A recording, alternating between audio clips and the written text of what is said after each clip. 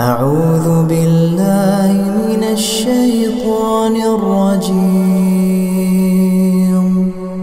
بسم الله الرحمن الرحيم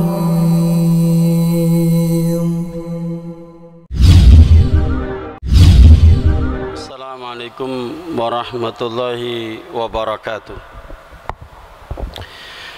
إن الحمد لله نحمده ونستعينه ونستغفره ونعوذ بالله من شرور أنفسنا وسيئات أعمالنا من يهد الله فلا مضل له ومن يضلله فلا هادي له أشهد أن لا إله إلا الله وحده لا شريك له وأشهد أن محمدا عبده ورسوله الذي لا نبي ولا رسول بعده يا أيها الذين آمنوا اتقوا الله حق تقاته ولا تموتن إلا وأنتم مسلمون أما بعد فإن أصدق الحديث كتاب الله وخير الهدي هدي محمد صلى الله عليه وسلم وشر الأمور محدثاتها فإن كل محدثة بدعة وكل بدعة ضلالة وكل ضلالة في النار.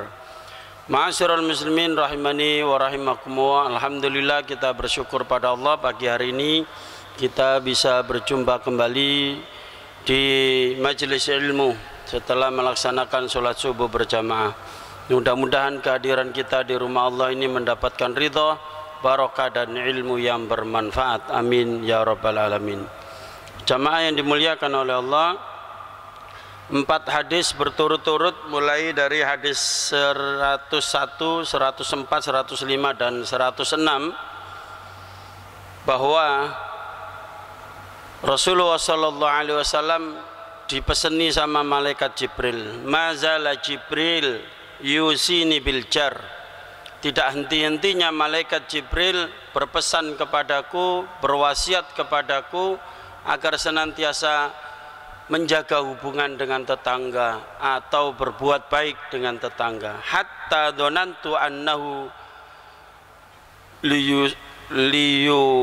risahu, sampai aku menyangka bahwa tetangga itu berhak mendapat warisan. Jamaah yang dimuliakan oleh Allah, tetangga itu kalau tidak ada hubungan darah, ya hubungan darah itu tidak dapat warisan. Kenapa kalau Rasulullah mengatakan demikian? Karena saking dekatnya hubungan kita ya dengan tetangga itu.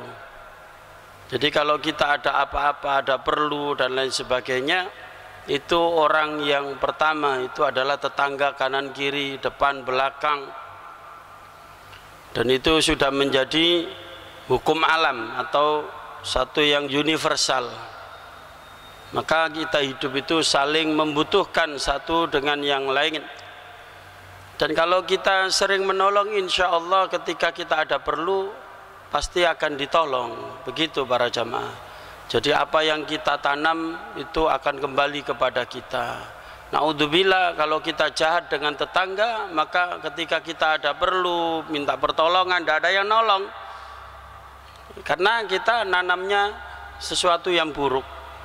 Maka wajib bagi kita umat Islam ya untuk menjaga hubungan baik dengan tetangga. Sampai pada hadis-hadis yang lalu disebutkan, man kana yu'minu billahi wal yaumil akhir, barang siapa yang beriman kepada Allah dan hari akhir, fala yu'ti jarahu, maka jangan suka menyakiti hati tetangga. Sekarang selanjutnya hadis ke-107, yaitu bab yuhdiya ila aqrabihim baban, yaitu bab tentang memberi hadiah kepada tetangga yang paling dekat pintunya dengan rumah kita.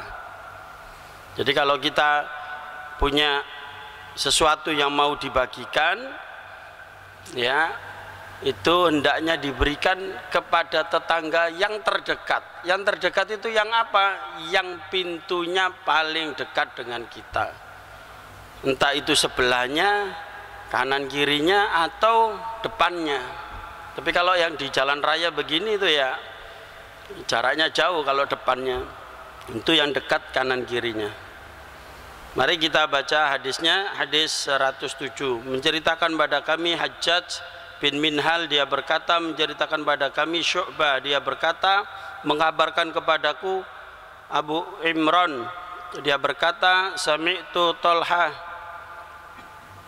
aku pernah mendengar dari Tolha dari Aisyah radhiyallahu anha, yaitu istri Nabi.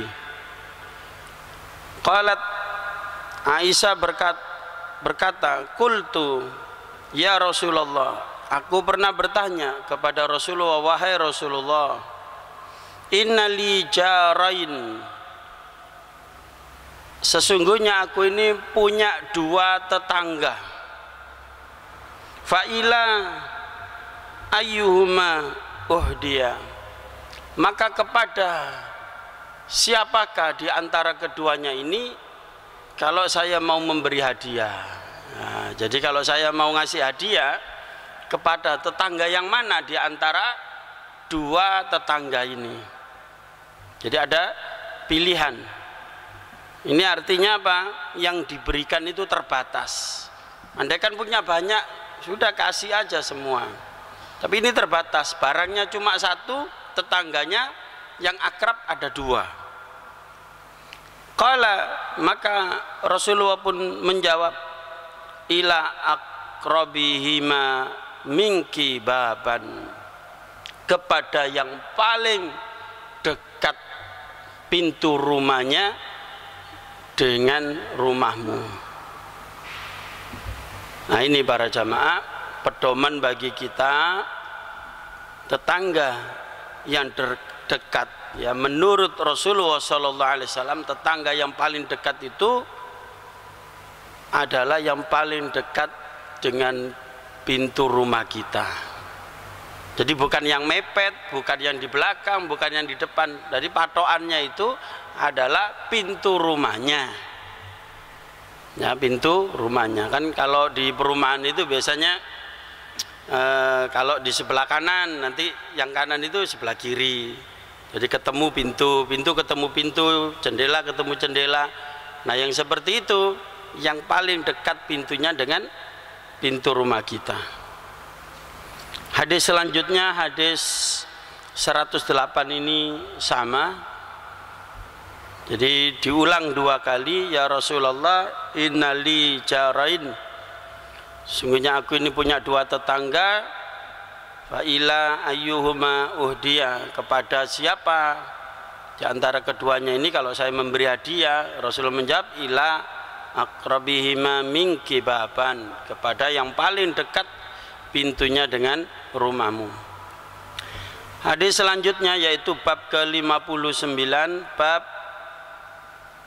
al-adna fal adna minal jirani, yaitu bab yang lebih dekat kemudian yang lebih dekat dari tetangga, dari dua tetangga. Hadis ke-109, sebuah asar, yaitu dari Al-Hasan, Hasan bin Ali, menceritakan pada kami Al-Husain bin Hurais, dia berkata, menceritakan pada kami Fadl bin Musa dari Walid bin Dinar dari Al-Hasan, annahu su'ila anil jar, bahwasannya dia Al-Hasan ini ditanya mengenai atau tentang tetangga. Faqal, maka dia pun menjawab, fa'arba'ina daran amamahu fa'arba'ina khalfahu. Al-Hasan mengatakan bahwa 40 rumah di depannya, kemudian 40 rumah di belakangnya, kemudian fa'arba'ina an yaminahu, kemudian 40 rumah di sebelah kanannya, fa'arba'ina an yasarahu, kemudian 40 rumah di sebelah kiri. Nah, itulah tetangga itu para jamaah. Jadi dulu itu dihitung berdasarkan jumlah rumahnya. Jadi radius 40 rumah ke depan, belakang, kanan, kiri. Mungkin kalau sekarang itu RT gitu ya, satu RT. Ya sekarang kan dibagi, kalau dulu ruku RK Pak ya. RK itu rukun kampung, sekarang tidak ada, istilahnya diganti RT, rukun tetangga. Kemudian di atasnya RW, kumpulan dari RT itu. Jadi warga RT, satu RT itulah tetangga kita. Itulah tetangga kita. Namun ini pedoman ini tidak mutlak. Ya, artinya apa? Banyak pendapat. Ali bin Abi Thalib pun mengatakan bahwa yang namanya tetangga itu kalau mendengar suara adzan dari masjid, jadi patokannya masjid, kemudian adzan terdengar sampai mana, yaitu tetangganya masjid. Kemudian ada yang mengatakan kalau yang jamaah sholat subuh bersama kamu itulah tetanggamu. Jadi kalau yang jamaah dari jauh gimana Pak? Seperti saya ini kan dari Surabaya Selatan datang ke sini, dianggap tetangga begitu. Ya, maksudnya adalah yang setiap hari jamaah di masjid bersama kita. Insya Allah yang rutin yang biasanya disebut jamaah tetap itulah tetangga sebenarnya. Makanya jamaah yang dimuliakan oleh Allah, penting bagi kita itu menjalin hubungan dengan tetangga, terutama tetangga yang sama-sama ke masjid, ya, sama-sama muslim, sama-sama taat kepada Allah. Nah, kita bangun kembali persatuan umat Islam ini. Kita mulai dari masjid, ya. Karena masjid ini pusat kekuatan umat Islam. Sungguh mengherankan kalau ada tetangga kita yang dia ini insinyur misalnya, dia nganggur, ya, kemudian sama-sama jamaah dengan kita, softnya sebelahan dengan kita punya proyek, cari orang lain, ya tetangga ini, begitu. Jadi masjid ini pusat untuk perekonomian umat, untuk mengentas pengangguran, ya. Misalnya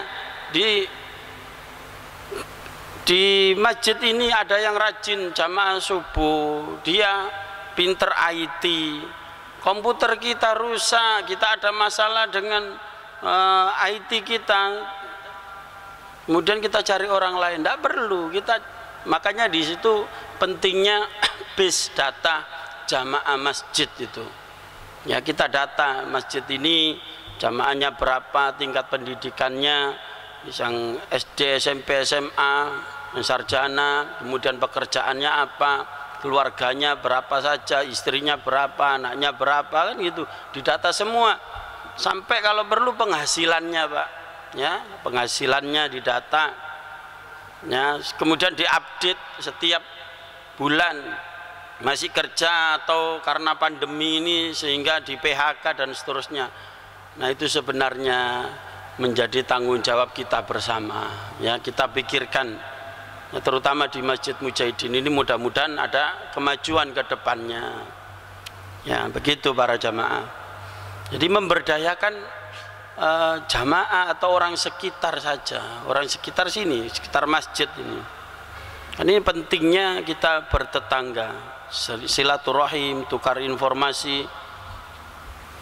Jamaah yang dimuliakan oleh Allah, jadi 40 rumah depan, belakang, kanan, kiri ini bukan patokan mutlak, ya, kan, tetapi ya, sewajarnya menurut kebiasaan di masyarakat itu.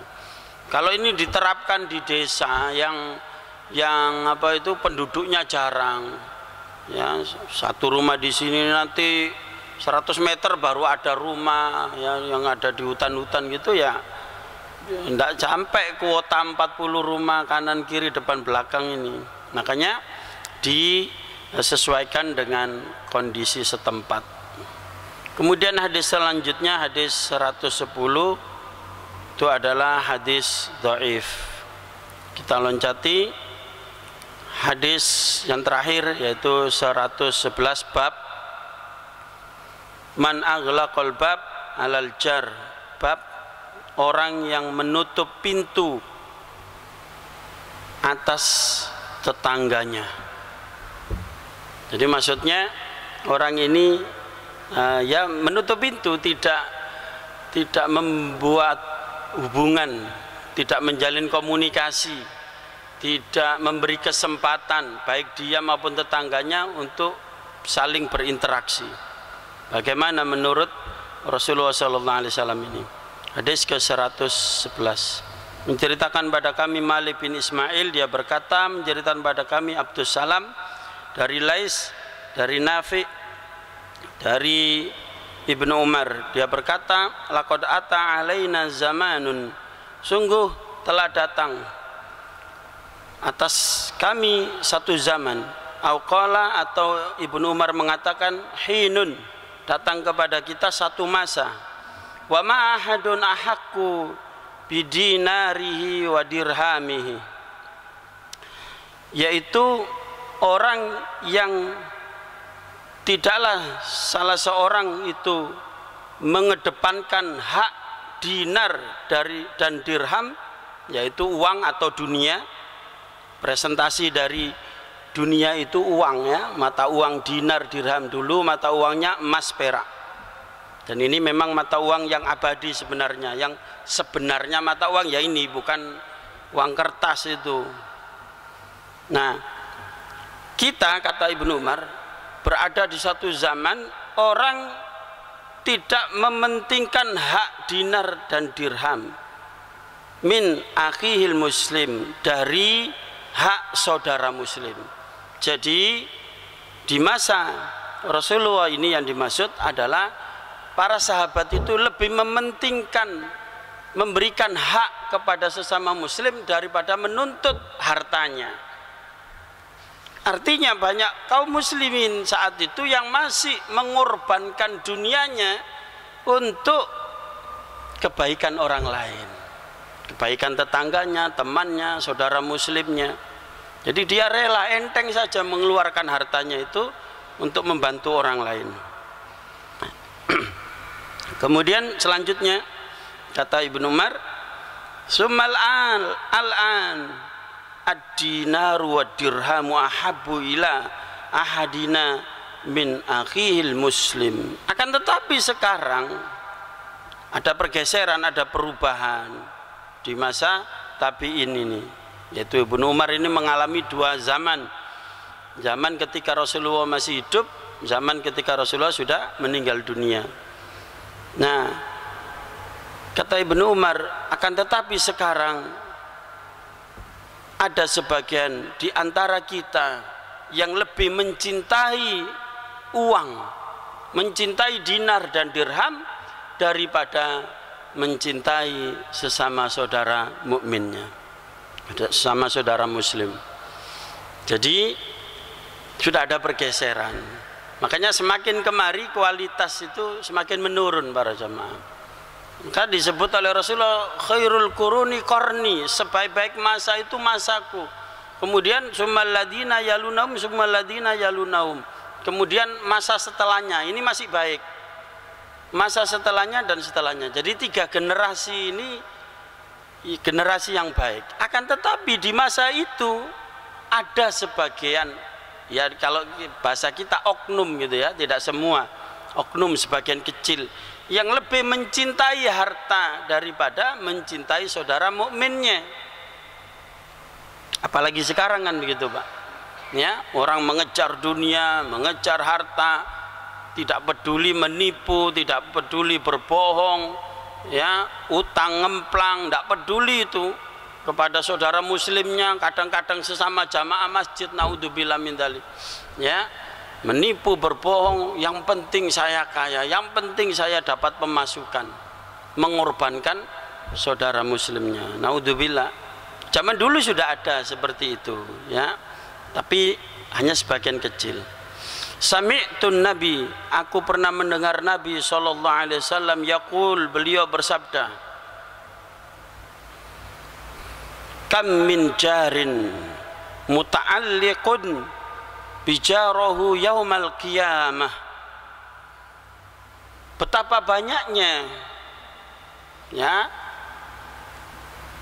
ada tetangga nanti, ya, betapa banyaknya tetangga atau seseorang yang nanti itu pada hari kiamat muta'alliqun, yaitu menggantung atau gendoli atau apa ya, menuntut, memegangi tetangganya nanti pada hari kiamat. Jadi kata Rasulullah, nanti itu ada orang yang menahan, menuntut tetangganya mau masuk surga, ditahan dulu, dituntut. Kenapa? Karena hak-hak bertetangga waktu hidup di dunia tidak diberikan oleh si fulan ini. Dia sudah merasa pede mau masuk surga, sudah baik sholatnya, baik puasanya dan seterusnya, hubungannya dengan Allah baik, tapi dengan tetangga tidak baik. Maka dia muta'alliqun, ya, dipegangi atau dituntut. Yaqul, orang ini mengatakan, ya Rabb, wahai Allah, wahai Rabb, hada aghlaqa babahu duni. Orang ini ya Allah, ya, didoding ya Pak, orang ini ya Allah yang dulu menutup pintunya dari saya, memboikot saya, gitu maksudnya, tidak mau berinteraksi dengan saya, siwa gitu, menutup pintunya dengan saya. Kemudian apa akibatnya? Famana'a ma'rufahu, dia menahan kebaikannya. Jadi dia tidak mau berbuat baik kepada saya, tidak mau memberi kepada saya, tidak mau menolong kepada saya, tidak mau menyapa saya, memberi salam aja tidak, apalagi ngasih barang, ngasih hadiah. Jadi hati-hati hadirin sekalian, mulai sekarang kita periksa apakah ada tetangga kita itu yang kita siwa, ya, yang kita boikot, sing kabeh didumi kita dicing, gak dikasih. Hati-hati para jamaah, nanti dia bisa laporan kepada Allah. Hatta tetangga itu dolim Ustadz. Ini banyak pertanyaan para jamaah, ya. Kadang kita berbuat baik, tetangga tidak baik sama kita.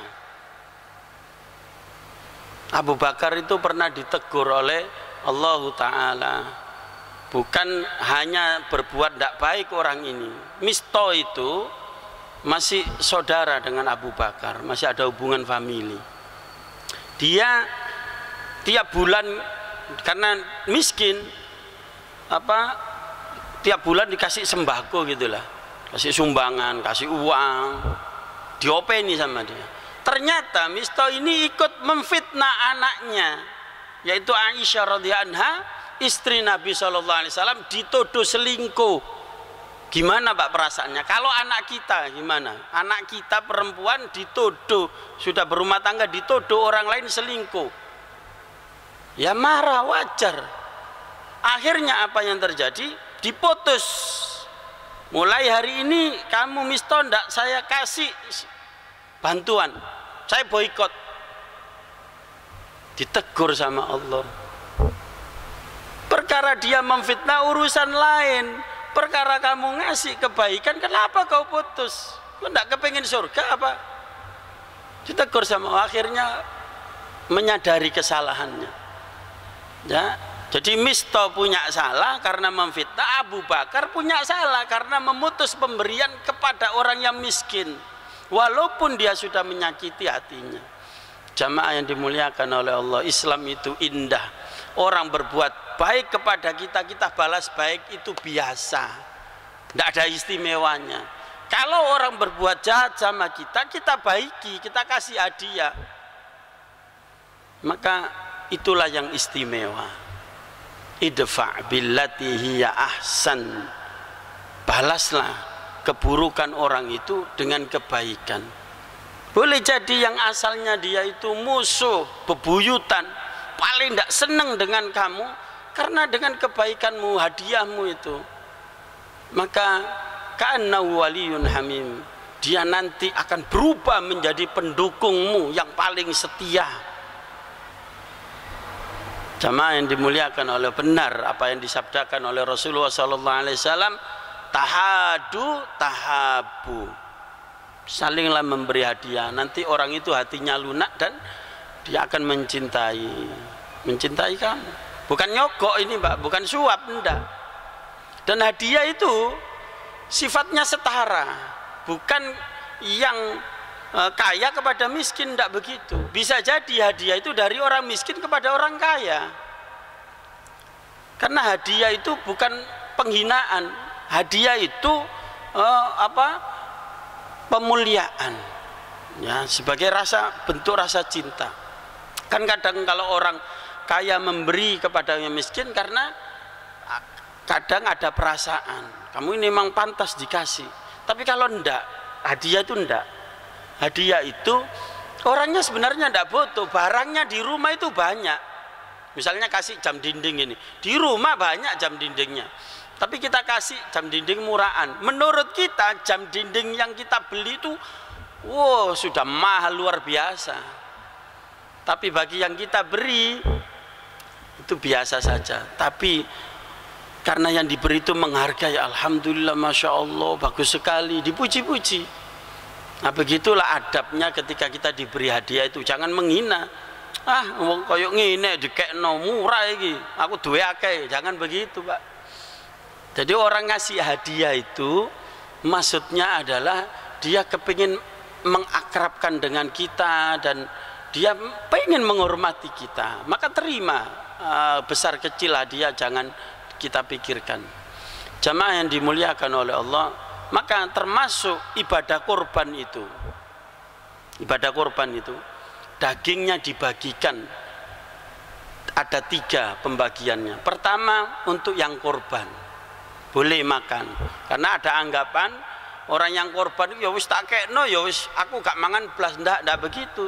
Rasulullah pun makan dari daging kurban yang beliau korbankan, tidak ada masalah. Dan insya Allah daging yang paling berkah itu daging kurban, karena disembelih atas nama Allah untuk takarrub kepada Allah.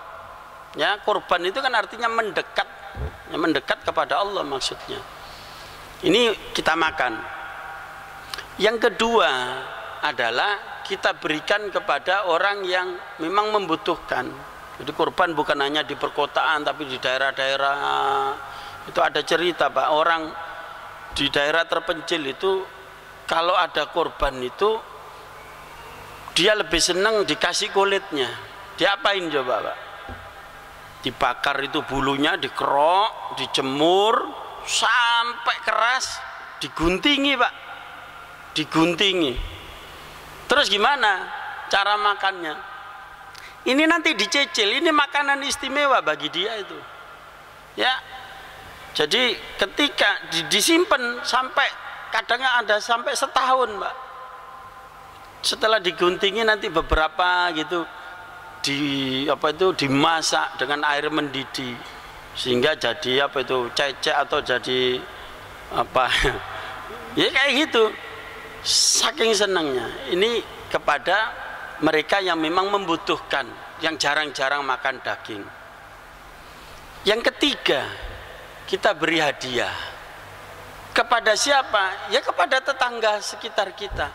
Apa yang miskin tadi sudah ada posnya. Yang kedua tadi, ini kepada sembarang orang, tetangga kita, sebagai sarana dakwah.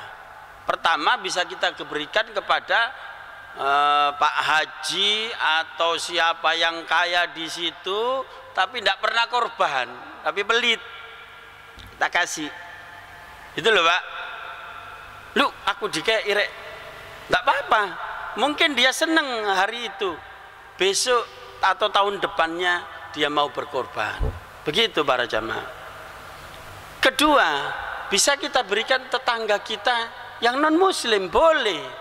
Karena ini sifatnya hadiah.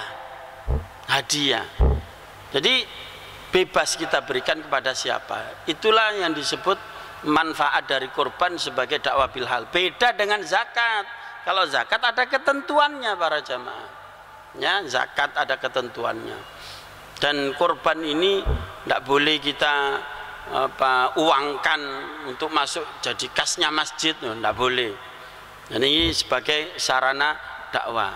Lebih-lebih kepada tetangga sekitar masjid mendapatkan keberkahan dari ibadah korban itu. Jadi intinya kita hati-hati para jamaah di dalam berinteraksi dengan tetangga. Jangan sampai kita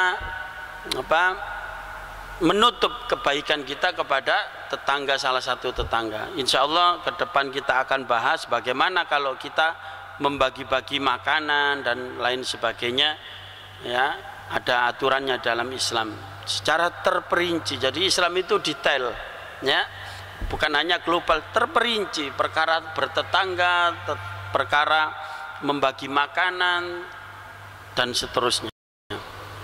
Mudah-mudahan bermanfaat, kurang lebihnya mohon maaf. Aku qouli hadza astaghfirullahaladzim li wa lakum. Subhanakallahumma wa bihamdika asyhadu an la ilaha illa anta astaghfiruka wa atubu ilaik. Assalamualaikum warahmatullahi wabarakatuh.